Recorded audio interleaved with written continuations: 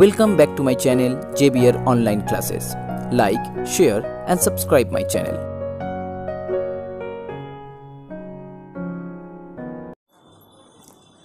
So hello guys, now in this video I am going to start from sum number 16. Last video में हमने solve किया था sum number 15 तक. If you want to watch this video please check the description box, the link will be there. So here in sum number 16, give an example of a relation R on A where A equal to A, B, C, the elements of A, which is neither reflexive nor symmetric but transitive. Okay, so reflexive, symmetric और transitive क्या होता है मैंने last video में बोला था, और theory part जो वीडियो है उसमें भी मैंने बोला था. तो अगर आप चाहते हैं थ्योरी वीडियो पहले देखना तो डिस्क्रिप्शन बॉक्स में चले जाइए, वहाँ पर लिंक दिया हुआ है. सो पहले आप अपना थ्योरी वीडियो अच्छी तरह से देख लीजिए, क्योंकि रिफ्लेक्सिव, सिमेट्रिक और ट्रांजिटिव का जो कॉन्सेप्ट होता है पहले आपको कॉन्सेप्ट समझने का बहुत ज़रूरी है, क्योंकि without concept you can not solve और you can not prove which one reflexive, which one symmetric and which one transitive. Okay, so reflexive में क्या होता है? रिफ्लेक्सिव में होता है क्या, ए क्रॉस ए. सपोज मान लो कोई ऑर्डर पेयर है, A cross A belongs to R, that means relation for all A belongs to A. अब यहाँ पर देखिए, यहाँ पर 3 एलिमेंट दिया हुआ है ए, बी, सी, और मुझे प्रूफ करना है नाइदर रिफ्लेक्सिव. इसका मतलब रिफ्लेक्सिव नहीं होगा. तो हम क्या करेंगे, यहाँ से ए कॉमा ए जो ऑर्डर पेयर निकलेगा वो यहाँ पर नहीं लिखेंगे. किसी भी एक अगर यहाँ से मिसिंग हो गया, जैसे मान लीजिए ए कॉमा ए और बी कॉमा बी और सी कॉमा सी, किसी भी एक अगर यहाँ से मिसिंग हो गया तो रिफ्लेक्सिव नहीं होगा. तो यहाँ पर देखिए ना ए कॉमा ए है, ना बी कॉमा बी, ना सी कॉमा सी, कोई भी नहीं है, तो इसका मतलब ए वाला रिफ्लेक्सिव नहीं हुआ. Next one symmetric. अब सिमेट्रिक में होता क्या है, A comma B belongs to R and also B comma A belongs to R. अब यहाँ पर देखिए ए कॉमा बी तो है बट बी कॉमा ए कहीं भी नहीं है, तो ये वाला रिलेशन हो गया not symmetric. Now last one transitive. अब ट्रांजिटिव में क्या करना है, ए कॉमा बी है, बी कॉमा सी है, और वहाँ पर ए कॉमा सी भी होना ज़रूरी है. तो यहाँ पर ए कॉमा सी भी है, that means A comma B belongs to R, B comma C belongs to R and also A comma C belongs to R. So this one is transitive relation. यहाँ पर मैंने 2 रिलेशन दिया हुआ है, मतलब 2 example मैंने लिखा है. अगर आप चाहते हैं किसी भी कोई भी एक एग्जाम्पल आप लिख सकते हैं. Next number 2, neither symmetric not transitive but reflexive. अब रिफ्लेक्सिव होने के लिए क्या करना जरूरी है, यहाँ पर हर एक एलिमेंट का सेम एलिमेंट ऑर्डर पेयर होना जरूरी है. जैसे मान लीजिए यहाँ पर ए है, so A comma A, then B है, B comma B, and C है, so C comma C. Okay, that means for all A belongs to R. तो ये वाला रिफ्लेक्सिव हो गया. अब सिमेट्रिक नहीं होना चाहिए, इसका मतलब यहाँ पर मैंने ए कॉमा बी डाला है, बी कॉमा ए नहीं डाल सकते, तब तो सिमेट्रिक हो जाएगा. सो यहाँ पर बी कॉमा ए कहीं पर भी नहीं है. Next transitive. अब नॉट ट्रांजिटिव प्रूफ करना है, सो ए कॉमा बी डाला है, बी कॉमा सी भी है, बट ए कॉमा सी कहीं पर भी नहीं है, सो ट्रांजिटिव नहीं हुआ. सो ये वाला एग्जाम्पल हो गया. Now the last one, neither transitive not reflexive but symmetric. अब सिमेट्रिक का कंडीशन क्या था, A comma B belongs to R and B comma A belongs to R, तो ये वाला सिमेट्रिक हो गया. अब यहाँ पर देखिए ट्रांजिटिव तो नहीं हो रहा है और रिफ्लेक्सिव भी नहीं हो रहा है. So that is the example for neither transitive not reflexive but symmetric. Now sum number 17. Sum number 17 are as same as sum number 13, sum number 14. Okay, so I hope you can solve it. So now next one, sum number 18. Show that the relation R in the set A equal to x belongs to W 0 less than equal to x less than equal to 7, given by the first one R equal to AB where A minus B in mod is a multiple of 5. Now again multiple of 5, that means divisible by 5. Okay, a multiple of 5 means that means divisible by 5. So ये वाला problem भी आपका सम number 17 की तरह हो गया. सो सम number 13, 14, 17 and 18 का first part so एकदम एज इट इज सेम है. ओके, सो आपको सिर्फ वो वाला देख के कर लेना है. Now next one 18(2). In 18(2) R equal to AB such that A equal to B. Okay, so A वाला हम प्रूफ करेंगे. अब क्या प्रूफ करना है, इसमें हमको प्रूफ करना है so that the relation this one is equivalence relation. Okay, अब इक्विवेलेंस रिलेशन क्या होता है आपको मालूम ही है. इक्विवेलेंस रिलेशन का डेफिनेशन क्या होता है, अगर कोई भी relation reflexive, symmetric and transitive तीनों को ही सेटिस्फाई कर रहा है तो वो वाला हो गया आपका इक्विवेलेंस रिलेशन। तो यहाँ पर मुझे तीनों को ही सेटिस्फाई प्रूफ करना है। सो पहले आ गया reflexive relation, x equal to x, okay, as a equal to b, so you can write here x equal to x for all x belongs to a. So x comma x belongs to R for all x belongs to a, that means R is reflexive. Next one, symmetric, let x comma y belongs to R. So if x comma y belongs to R, then by the condition here a comma b, that means x equal to y. Okay, and from x equal to y you can also write that y equal to x. If first one will be equal to the second one, then it's definitely second one will be equal to the first one, so y equal to x. And now if y equal to x, then it will be y comma x ordered pair belongs to R. Okay, so R is symmetric also. Now the third one, transitive, xy belongs to R, that means x equal to y. Next, let yz also belongs to R, that means y equal to z, by the condition a equal to b. So now if x equal to y and y equal to z, that means definitely x equal to z. So you can write here x equal to z, and that imply x comma z belongs to R. Okay, so यहाँ पर देखिए X Y belongs to R हो गया, Y Z belongs to R हो गया, और मैंने proof कर दिया X Y Z also belongs to R, that means R is transitive. So reflexive, symmetric, transitive, so hence R is an equivalence relation. Now next one, sum number 19. In sum number 19, show that the relation are defined by A cross B related C cross D. Okay, that imply A plus D equal to C plus B on A cross A, where A equal to 1, 2, 3 up to 10 is an equivalence relation, and hence write the equivalence class for in third bracket 3, 4. Okay, so first you have to prove that this one an equivalence relation. So to prove a equivalence relation, you have to also prove the reflexive, symmetric and transitive. Okay, so first हमने यहाँ पर proof किया reflexive. सो यहाँ पर देखिए A comma B related to C comma D. Okay, so let A comma B related to A comma B, क्योंकि reflex में क्या होता है for all X comma X. Okay, क्योंकि कोई भी एक एलिमेंट अगर वहाँ से आप उठा लेंगे तो उस एलिमेंट के साथ सेम एलिमेंट आपको रखना है, ये रिफ्लेक्सिव का कंडीशन था. Okay, as x comma x belongs to R for all x belongs to A, that means it R reflexive. अब यहाँ पर देखिए ए क्रॉस ए सेट दिया हुआ है. ओके, इसका मतलब जो यहाँ पर रिलेशन होगा वो रिलेशन तो सबसेट होगा, किसका सबसेट होगा A cross A again cross A cross A. अब इसका सबसेट होगा. अब ए क्रॉस ए में जो एलिमेंट हो उसको ऑर्डर्ड पेयर बोलते हैं. ओके, ए क्रॉस ए के जो एलिमेंट था वो ऑर्डर्ड पेयर होगा. इसका मतलब दूसरा भी जो ए क्रॉस ए का एलिमेंट होगा वो भी एक ऑर्डर्ड पेयर होगा. सो उस हिसाब से A comma B related to A comma B दोनों सेम हो गया. So by the condition, now it will be here A D, that is first and the last one. So यहाँ पर first और last क्या है A plus B, and that equal to second and third one. So it will be B plus A, so B plus A. So now A plus B equal to B plus A, which is true. That means R is reflexive. So I hope there is no problem. Next one, symmetric proof करना है.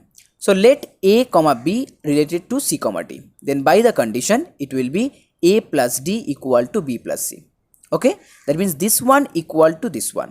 Now write it in the reverse order. Okay, so that means definitely this one equal to this one, so B plus C equal to A plus D. Okay, now B plus C means C plus B, C plus B equal to D plus A. मैंने सिर्फ order को change किया है.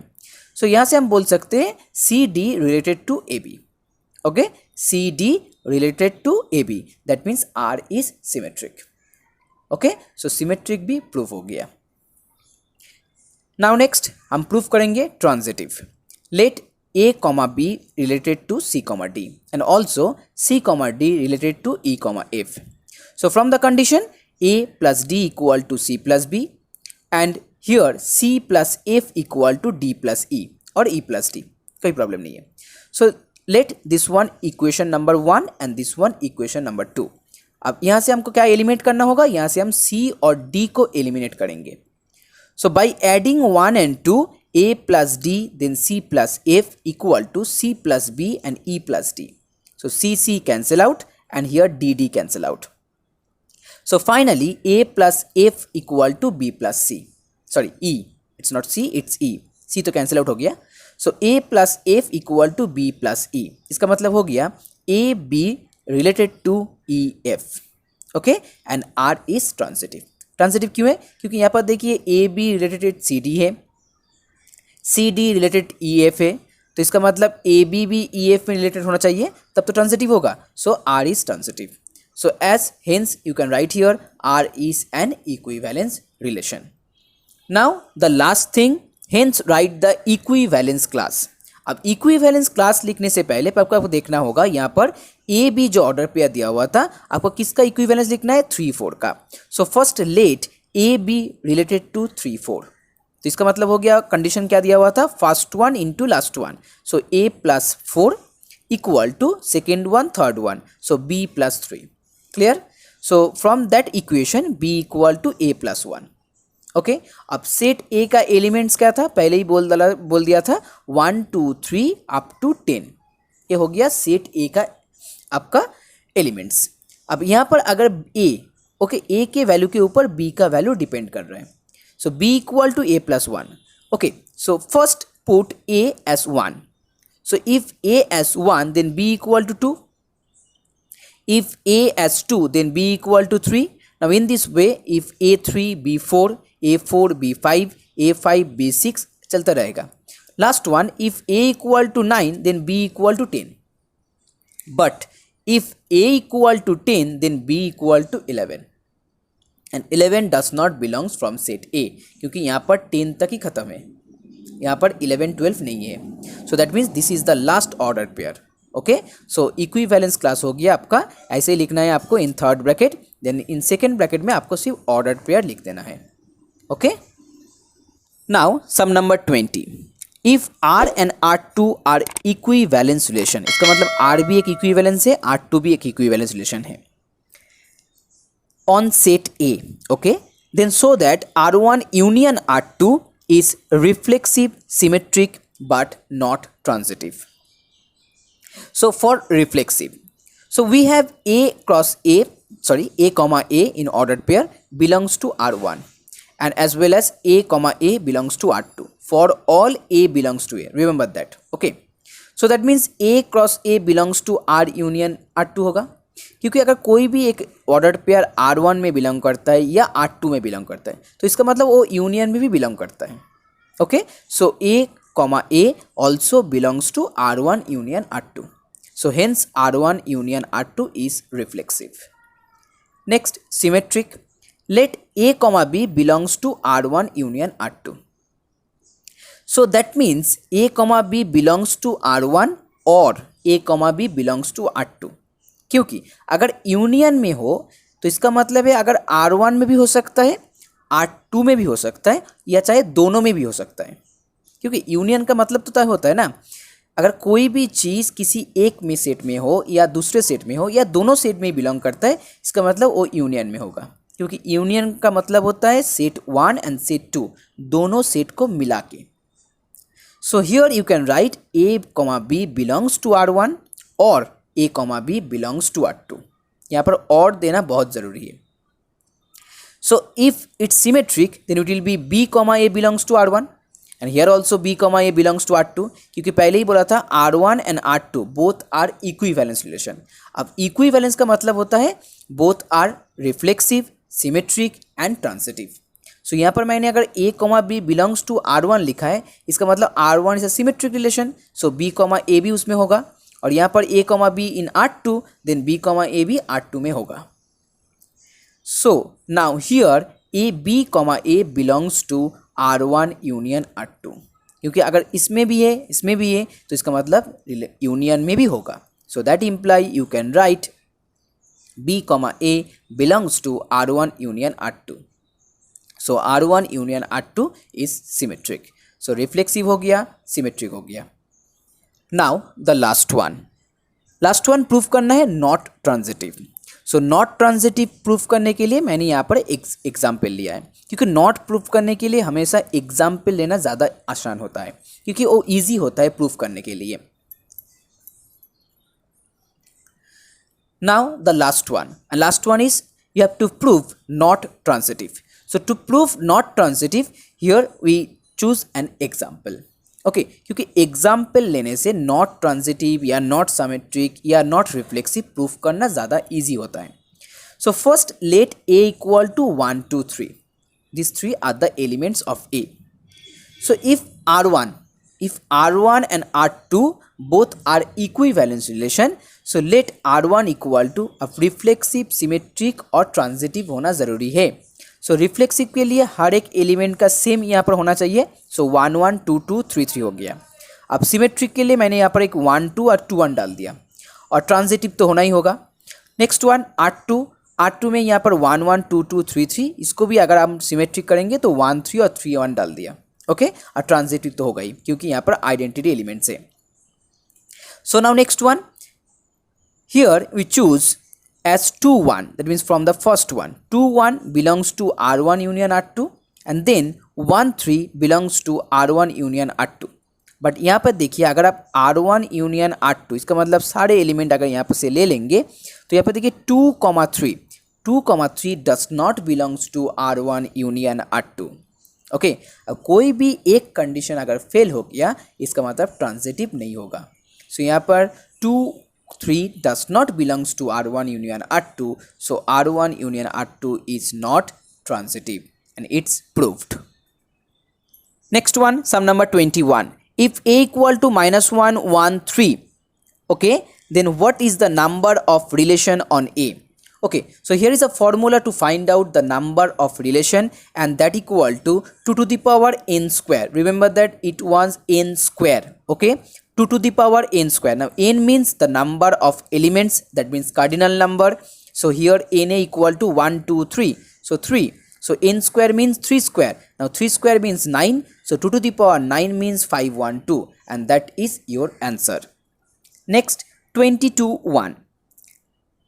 So if r equal to xy such that x plus 2y equal to 8 and xy belongs to natural number, then write the range of r. Okay, now range लिखने के लिए आपको क्या लिखना होगा? रेंज लिखने के लिए आपको y का value, that means y components का वैल्यू लिखना है, और यहाँ पर क्या लिखना है आपको? सेकेंड कंपोनेंट्स, जो सेकेंड कंपोनेंट्स होता है उसको आपको यहाँ पर लिखना होगा.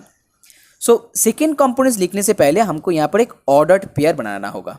अब ऑर्डर्ड पेयर बनाने के लिए जैसे यहाँ पर कंडीशन दिया हुआ है x equal to 2y plus 8, that means here y equal to 8 minus x by 2. From that equation y equal to 8 minus x by 2. Now as x y belongs to natural number, so first one is 1. So if x equal to 1, it will be in fraction. Okay, that means y also belongs to natural number, so natural number में fraction नहीं होता है. So next one, y is equal to 2. If x equal to 2, then it will be 8 minus 2, that means 6 by 2, so 3. So if x equal to 3, it will be again fraction, नहीं होगा, so 4, and it will be 2. If x equal to 6, then it will be 1. And the last one, if x equal to 8, then it will be 0.